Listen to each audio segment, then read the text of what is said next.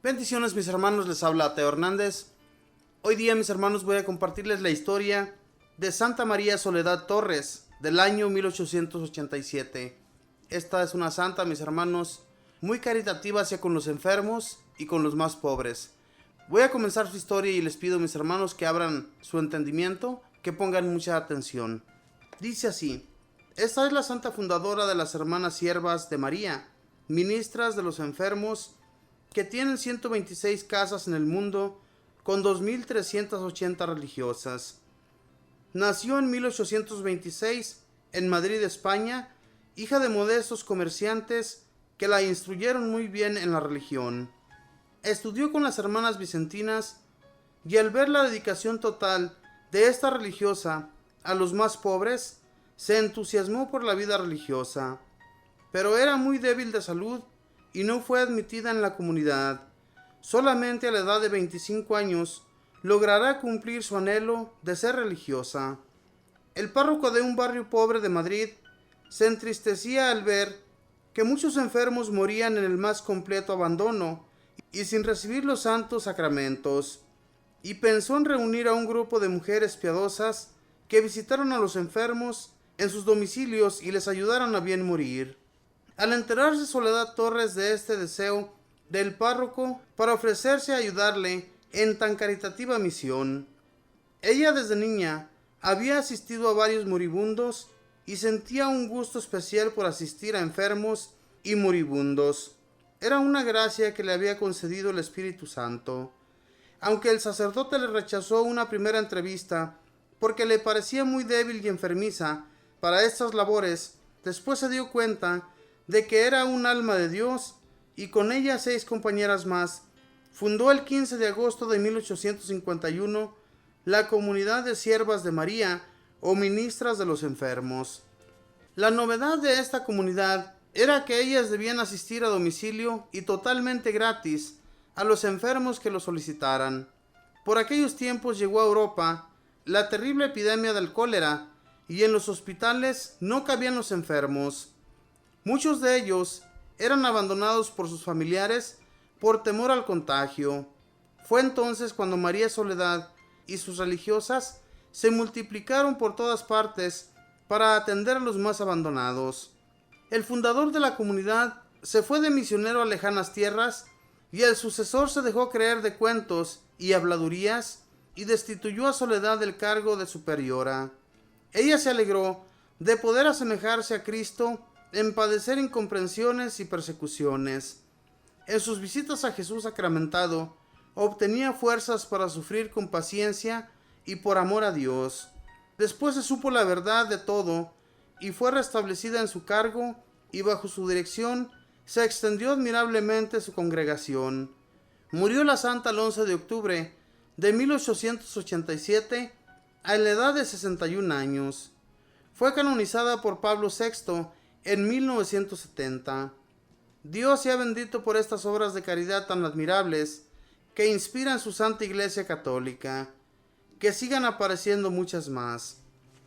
Esta fue la historia, mis hermanos, de Santa María Soledad Torres, una fundadora que estaba muy debilitada de su salud.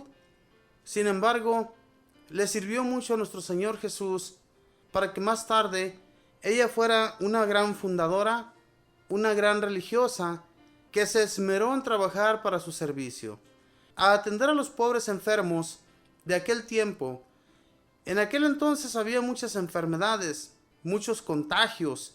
Ahora nos estamos espantando con las enfermedades que existen, pero en aquel tiempo había muchísimas muy contagiosas, y las personas que se dedicaban a cuidar a los enfermos lo hacían con mucho amor y con mucho esmero.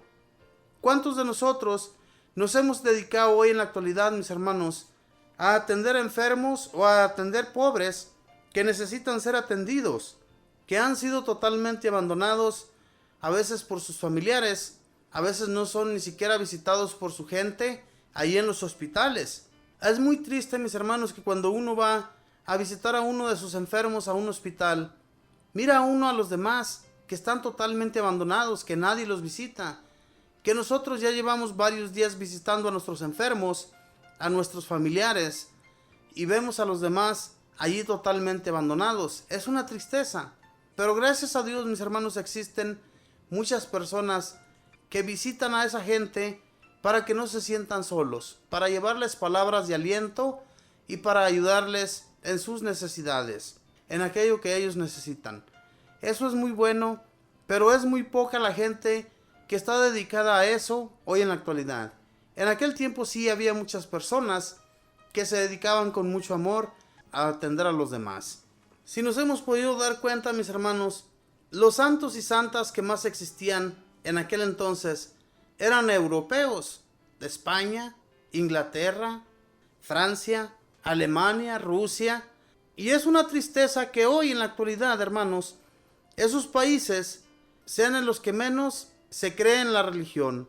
Han abandonado totalmente a la Iglesia Católica. Ya muchos templos de aquellos países solamente se utilizan para ser visitados. Ya ni siquiera se celebran misas en muchos de esos templos famosísimos en los que celebraban misas los santos sacerdotes de aquel tiempo. Hoy en la actualidad esos templos solamente son visitados por los turistas. Qué desgracia, mis hermanos, para esos países que fueron en aquel tiempo de donde más santos nosotros hemos venerado, ¿verdad?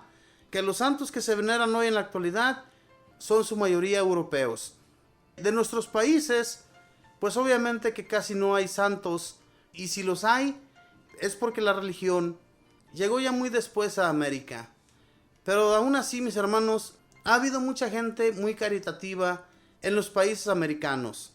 Y gracias a Dios que vino a asistirnos mucha gente de Europa para enseñarnos de Jesucristo, para enseñarnos de la santa religión.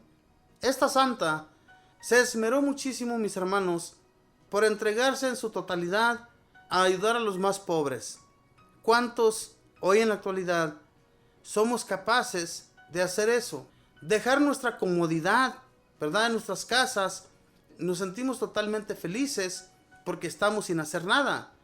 Nos encontramos en una relajación que en realidad, mis hermanos, necesitamos ser más entregados a la religión y al amor de Dios, a enseñar a otros para que se entreguen al Señor también.